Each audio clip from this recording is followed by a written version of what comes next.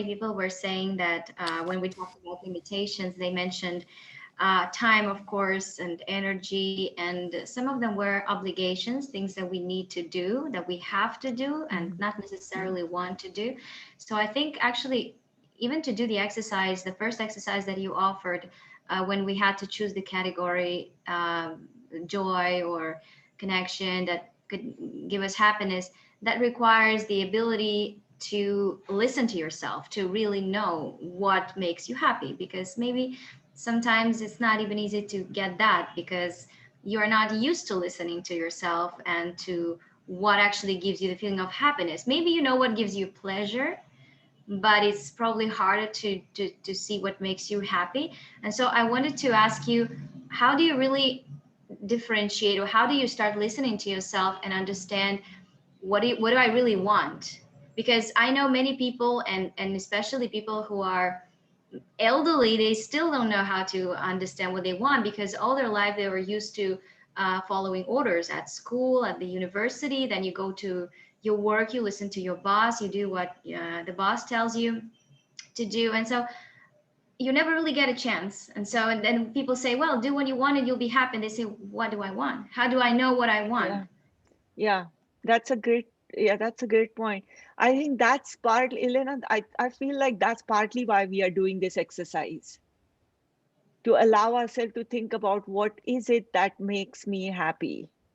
And I just want to say that sometimes if you're not used to it and if you start thinking about it, like love and connection or authentic pride or whatever, sometimes you may realize that, yeah, that does give me happiness, but I'm not really doing activities that are. So I just want to make sure that if that's happening, I hope that you don't become unhappy because you realize that so far you didn't do enough of those activities. It's okay. It's okay. So self-compassion is one of the things that I would like you to practice, the kindness to yourself. And this is a light way of setting a tone for understanding what's important. So I Some do. people may already know, yeah. Sorry, Swati. I just wanted to kind of follow up on that point. Mhm. And actually, there are two parts to your question, Elena. The first part is, people saying that uh, I feel like I don't have time, I don't have energy, etc. So that has to do with the constraints and limitations. And the second is lack of conceptual clarity on what it is that makes me happy, right? And the second part, absolutely, I think this is the first step. If you don't even take the step of trying to figure out what it is that makes you happy, then there's a very little chance you're going to arrive at clarity on that question. And this, treat it as a first step, and unlike other goals in your life where you're feverish about achieving those, I think that you have to take this attempt a little bit lightly, with self-compassion, with the understanding that this is like peeling the layers of the onion. And you might and you're very right, Elena. I think that we have a much stronger understanding of what gives us pleasure, and in some ways maybe that might be even the starting point.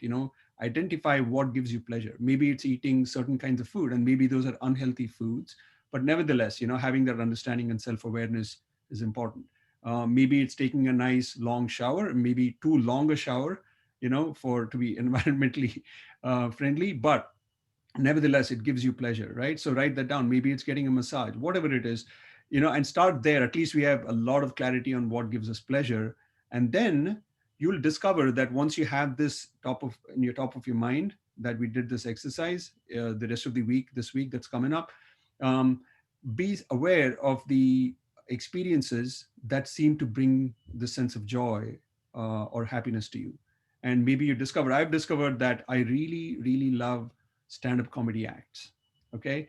And I didn't realize how much I enjoy them. It's partly because, I like to laugh, I suppose, but also partly because, um, I'm actually watching this with my family or friends, and it's the social aspect of it.